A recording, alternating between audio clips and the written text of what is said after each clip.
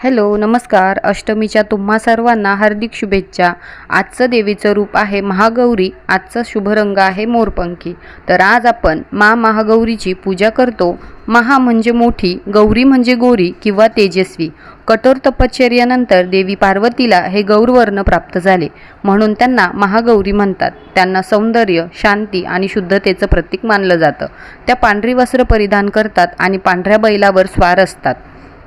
महागौरी देवीचा रंग अतिशय तेजस्वी आणि शुभ्र आहे, त्यामुळे काही ठिकाणी पांढरा किंवा जांभळा रंग शुभ मानला जातो. पण आजचा शुभ रंग आहे मोरपंखी. महागौरीला नारळ अतिशय प्रिय आहे, त्यामुळे आज नैवेद्यात सुके खोबरे, ओल्या नारळाची बर्फी किंवा नारळाचा शिरा अर्पण करण्याची प्रथा आहे. तसेच अष्टमीला कन्यापूजन केलं जातं. आजच्या पूजेत कन्यापूजन अवश्य करा. 9 किंवा एका लहान मुलीला देवीचं स्वरूप मानून त्यांचे पाय धुवून भोजन देऊन त्यांना भेटवस्तू द्या. त्यांच्या आशीर्वादाने सर्व संकट दूर होतात. तर ही होती नवरात्रीच्या 8व्या दिवशीची खास माहिती. महागौरी तुम्हाला सुख, समृद्धी, शांती देव.